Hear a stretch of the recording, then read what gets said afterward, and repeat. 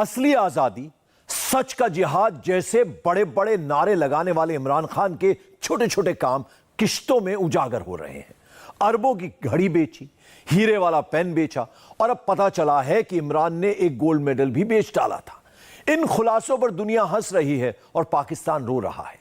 शरीफ परिवार, भुट्टो परिवार और फौजी जनरलों के बारे में तो पाकिस्तान की आवाम पहले से ही जानती थी कि सब मिलकर उसे लूट रहे हैं, लेकिन इमरान खान से बहुत लोगों ने उम्मीदें लगा ली थी कि वो पाकिस्तान का भविष्य बदलने आए हैं। लेकिन इमरान खान ने पाकिस्तान को कहीं का नहीं छोड़ा। ये रिपोर्ट देखिए।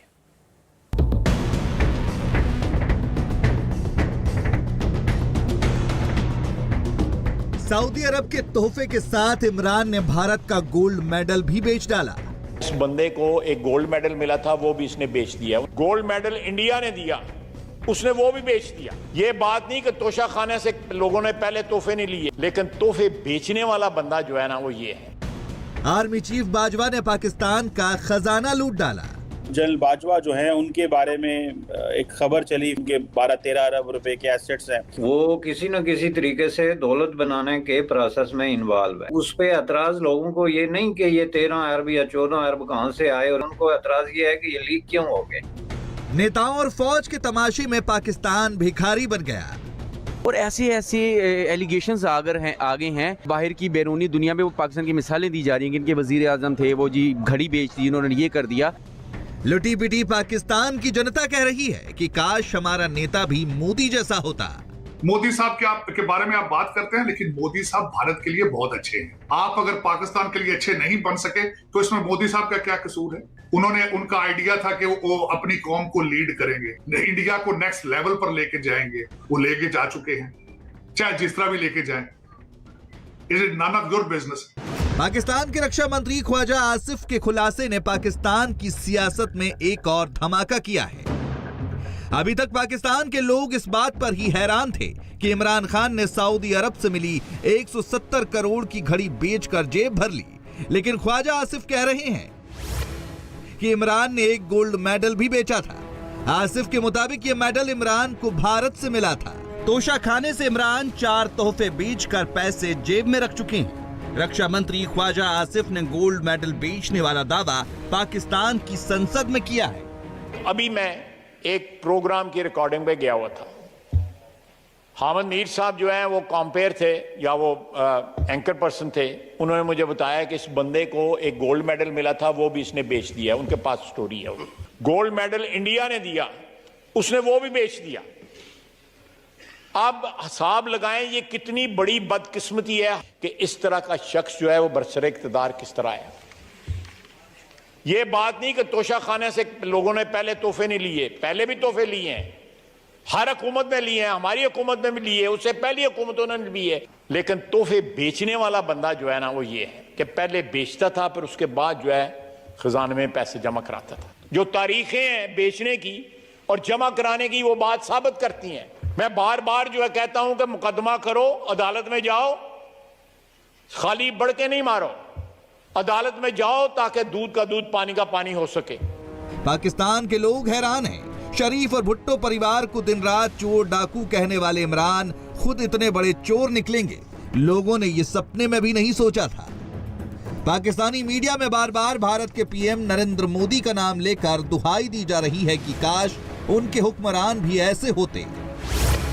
हम कई मुद्दों पर नरेंद्र मोदी से असहमत हो सकते हैं, लेकिन ये मानना पड़ेगा कि दक्षिण कोरिया में सियोल शांति पुरस्कार मिलने पर उन्होंने 1.3 करोड़ की सारी रकम नमामि गंगे प्रोजेक्ट में लगा दी। ये शानदार है। सामिन बिन ने अभी रिसेंटली ट्वीट किया। उन्होंने अपने ट्वीट में ये कहा कि हमारे लाख इख्तलाफात होंगे इंडिया के साथ, लेकिन मुझे यहाँ पर तारीफ करनी पड़ेगी नरेंद्र मोदी की। उन्होंने कहा कि नरेंद्र मोदी ने आज तक जितने भी उनको तवाइफ मिले, उन्होंने अपने मुल्क के लिए, अपने गवर्नमेंट के लिए वक्फ कर दिए, खर्च कर दिए। इंडिया के जो लीडर्स हैं ना, नरेंद्र मोदी, हम कहते तो हैं कि वो ठीक नहीं है, वो बड़ा दहशतगर्द है, लेकिन वो अपने मुल्क के साथ बड़ा लॉयल है। और जो पाकिस्तान की जो तमाम लीडरशिप है वो पाकिस्तान के साथ लॉयल नहीं है। जो लॉयल है उसको यहाँ पे लॉयल रहने दिया नहीं जाता। पाकिस्तान के अंदर जो सिस्टम है ना, वो नीचे से लेके ऊपर तक सारा ही करप्ट है। इमरान खान फरिश्ता नहीं है, आप ये बात में ज़हन से निकाल लें बात। इमरान इस दुनिया में कोई भी फरिश्ता नहीं है जिसे आप समझते हैं जो गुनाहों से पाक हो।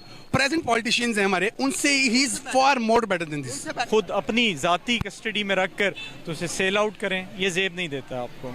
वो आपको मुल्क की वजह ही से मिला है और वो उसी की अमानत है। अच्छी बात किसी की भी हो अप्रिशिएट करनी चाहिए, चाहे दुश्मन की ही हो, और बेवकूफ़ दोस्त से अक्लमंद दुश्मन बेहतर है। कल ही खबर आई कि पाकिस्तान के आर्मी चीफ बाजवा ने 6 साल में 13 अरब की दौलत बना ली, लेकिन कार्रवाई करने के बजाय पाकिस्तान सरकार ने खुलासा करने वाली वेबसाइट फैक्ट फोकस को ही बंद करवा दिया। अटकलें तो ये भी थी कि शहबाज शरीफ को आर्मी चीफ से घोटाले पर सवालों के जवाब में थप्पड़ पड़ गया। अपनी फौज और अपने प्रधानमंत्री के बारे में ऐसी बातें सुनकर पाकिस्तानी अवाम फिर से भारत की तरफ ताकने लगी है। प्राइम मिनिस्टर, पाकिस्तान के प्राइम मिनिस्टर शहबाज शरीफ के हवाले से और इंडिया के प्राइम मिनिस्टर मोदी के हवाले से, कि दोनों में से बेस्ट कौन है? पाकिस्तान के प्राइम मिनिस्टर हैं जनाब मियां शहबाज साहब, ठीक है, ये लाए गए हैं, और जो नरेंद्र मोदी हैं उनको इलेक्ट किया गया।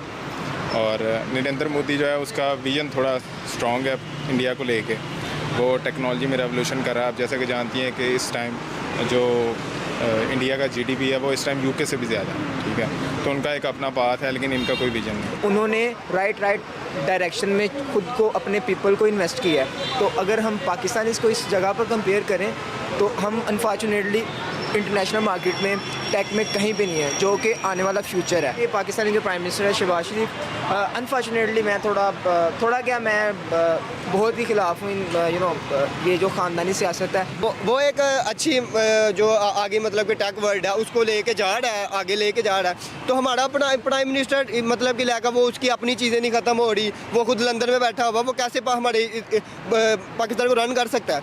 ये तो पॉसिबल ही नहीं है ना। फौज का डर दिखाकर इमरान खान खुद को पाकिस्तान का भविष्य बताते हैं। अपने देश के लोगों की नब्ज पकड़ते हुए वो बार बार पाकिस्तान की तुलना भारत से करते हैं। मोदी की नीतियों की तारीफ भी करते हैं, लेकिन इतनी पलटी मारते हैं कि लोग समझ ही नहीं पाते कि भारत से दोस्ती करनी है या दुश्मनी। ब्रिटिश अखबार टेलीग्राफ को दिए इंटरव्यू में इमरान ने कहा कि जब तक भारत में मोदी सरकार है, पाकिस्तान और भारत के अच्छे रिश्ते नामुमकिन हैं। इमरान खान साहब की बात चल ही रही है, तो आज उनका एक स्टेटमेंट है कि जब तक मोदी जी भारत में मौजूद हैं, पाकिस्तान और भारत के ताल्लुकात बेहतर नहीं हो सकते। इसके हवाले से आप क्या कहना चाहेंगे? अच्छा ठीक है, सोचें कि मोदी साहब ने अगर 8 साल मजीद वजीर आजम रहना हो भारत का, तो आप पाकिस्तान को 8 साल के लिए बंद कर देंगे? मोदी साहब के बारे में आप बात करते हैं, लेकिन मोदी साहब भारत के लिए बहुत अच्छे हैं। आप अगर पाकिस्तान के लिए अच्छे नहीं बन सके तो इसमें मोदी साहब का क्या कसूर है? उनका आइडिया था कि वो अपनी कौम को लीड करेंगे, उनको नेशनलिज्म देंगे, इंडिया को नेक्स्ट लेवल पर लेके जाएंगे, सियासत में भी मुआशियत में भी वो लेके जा चुके हैं, चाहे जिस तरह भी लेके जाएं। It is none of your business, लेकिन अपनी कौम के लिए, अपने मुल्क के लिए वो ठीक है। आप अगर ठीक नहीं है तो पाकिस्तान के लिए ठीक नहीं है, उसमें मोदी साहब का क्या कसूर है? और मोदी साहब अगर रहते हैं 8 साल 10 साल पावर में, तो आप उनसे कोई डायलॉग ही नहीं करेंगे, आप पाकिस्तान को ताला लगा देंगे। आप ये कैसे दानिशमंदाना बात की है खान साहब? मैं समझता हूं कि सियासत में, खैर खान साहब का तो ट्रैक रिकॉर्ड है, वो तो शहबाज शरीफ से बात नहीं करते, मोदी से बात करते हैं, जो कि सियासत में नहीं होता। आपका पाकिस्तान का मुस्तकबिल, पाकिस्तान तरक्की कर ही नहीं सकता जब तक आप भारत से अच्छे रिलेशनशिप नहीं रखेंगे।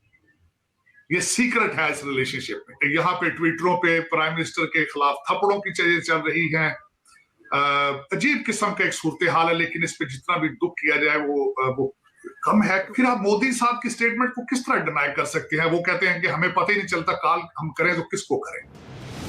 इमरान भारत के खिलाफ भी हैं और पाकिस्तान को भारत जैसा बनाना भी चाहते हैं। ऐसे दो मुहे रवैये ने पाकिस्तान को गर्त में धकेल दिया।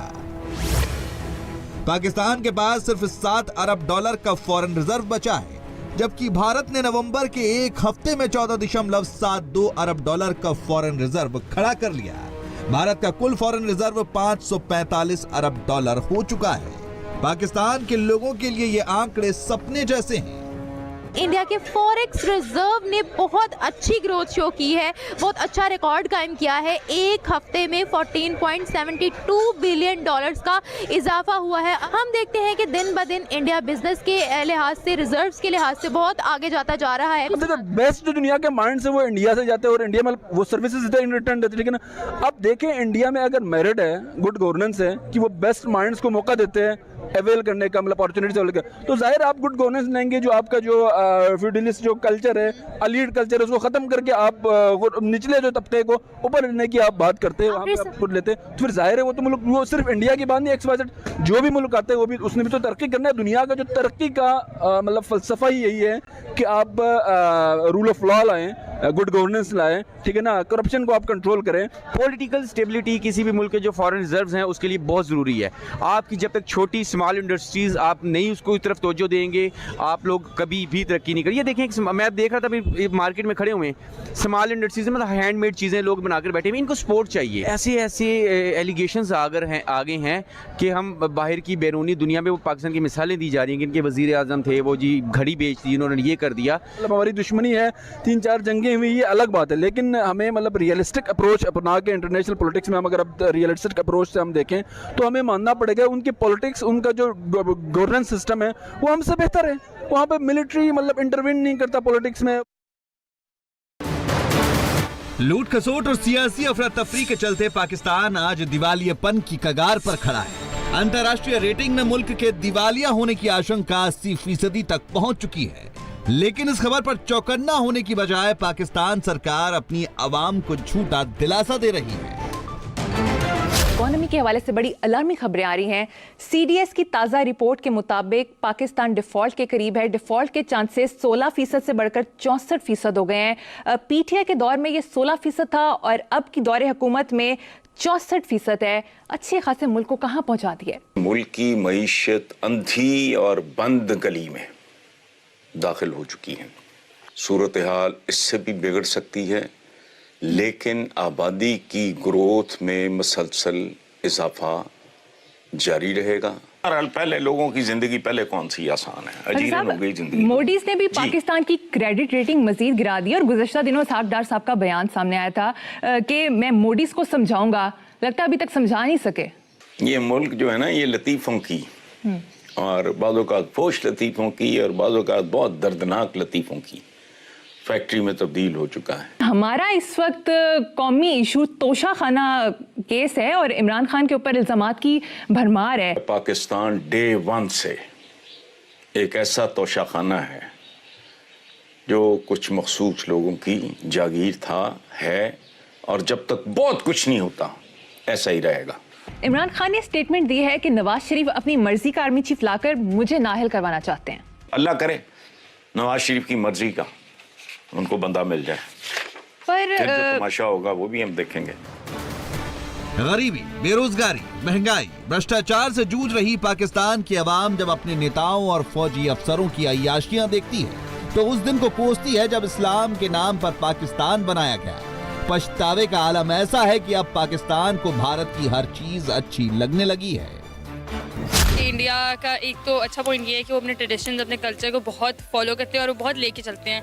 हर उनके इवेंट पे देखें, उनके सेलिब्रिटीज़ वगैरह बहुत ज़्यादा उनको ओन करते हैं। हमारे यहाँ ये चीज़ नहीं होती, which is really sad thing. मतलब उनका कोई भी त्यौहार आता है पूरी दुनिया में पता चलता है कि भाई उनका ये त्यौहार आया है, तो क्या वजह पाकिस्तान में हम क्यों नहीं इस तरह से अपने त्यौहार सेलिब्रेट करते?